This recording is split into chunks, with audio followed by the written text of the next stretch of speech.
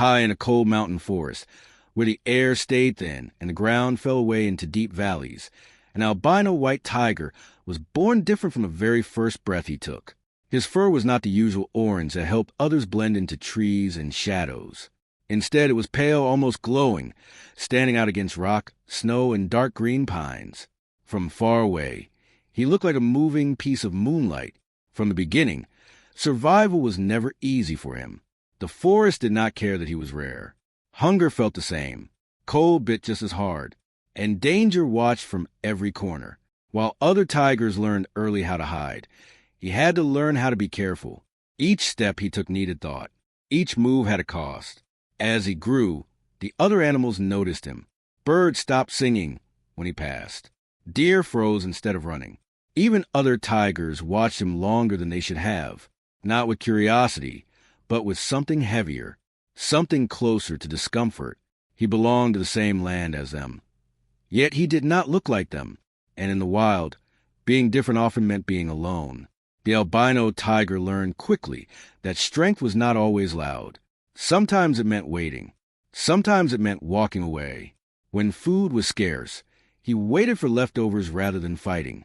When territory lines were challenged, he backed down instead of risking injury, not because he was weak, but because he understood something others did not.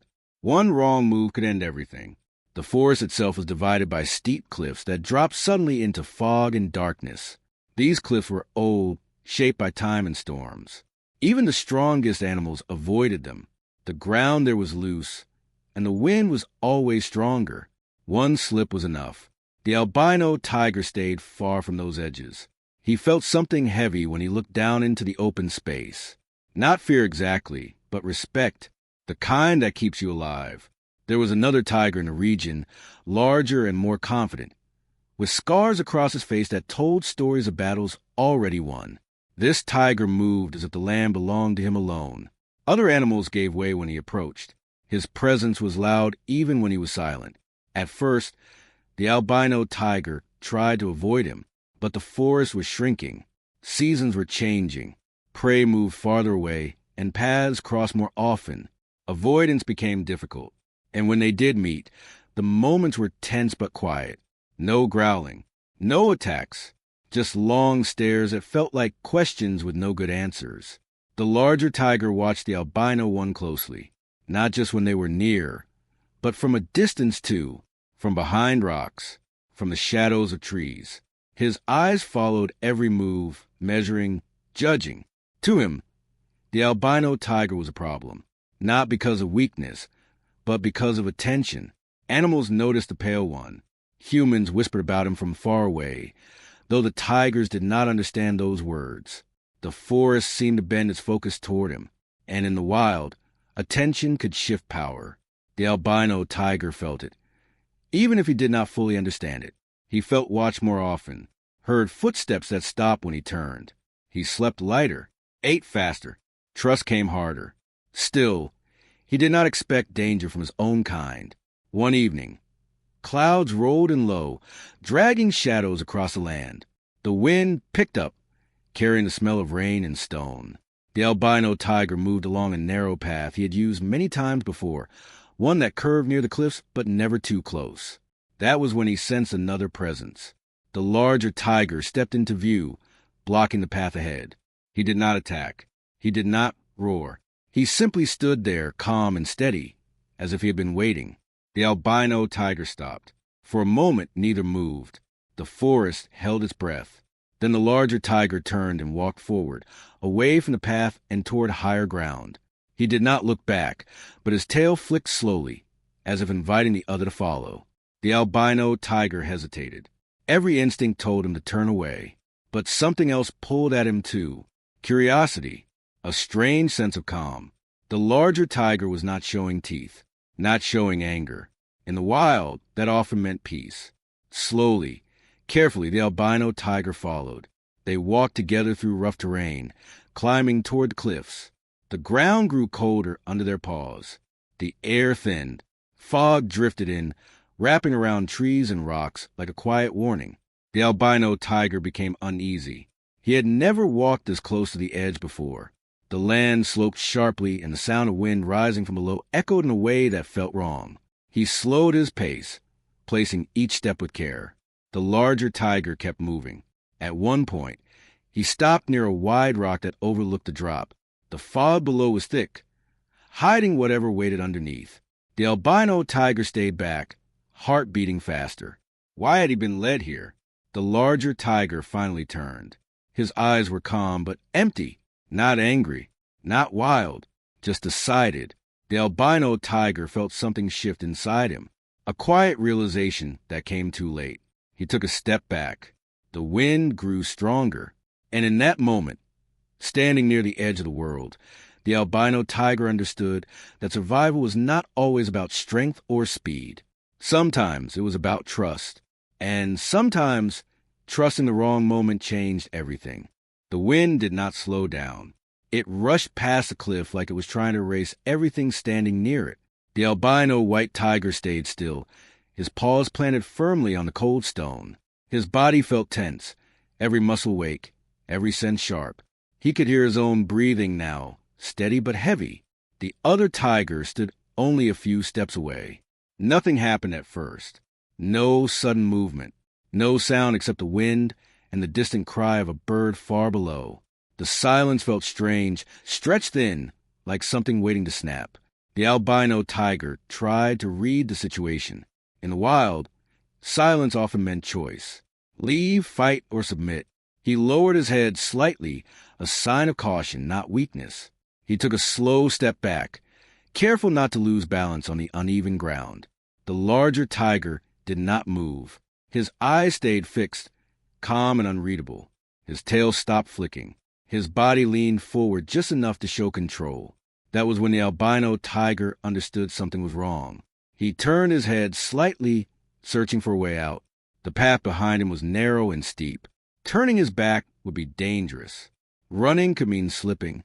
Every option felt heavy. He paused. In that pause, the larger tiger stepped closer. Not fast, not loud, just one step. The albino tiger felt the ground shift under his paws. Loose stones rolled away and disappeared into the fog below. He flinched, pulling back, heart racing now. The larger tiger stepped again. This time, he was close enough for the albino tiger to smell him. The scent was sharp, mixed with old blood and earth. It was the smell of control. The albino tiger let out a low sound, not a roar, but a warning, a plea.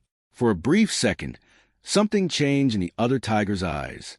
Not kindness, not regret, decision. The push came without drama. There was no struggle, no fight, just a sudden force against the albino tiger's side.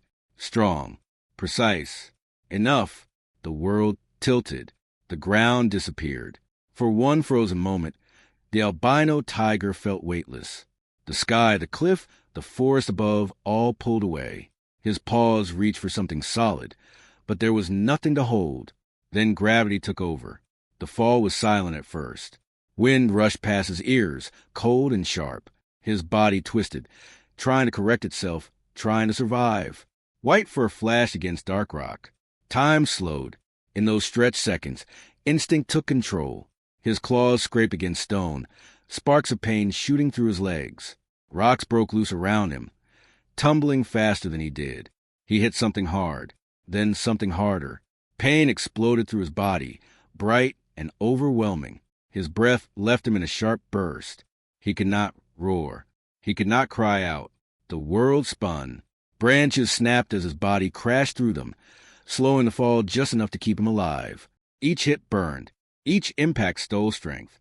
Finally, everything stopped. The albino tiger lay still on a narrow ledge far below the cliff top. Fog drifted around him, thick and cold. His chest moved barely. Every breath hurt.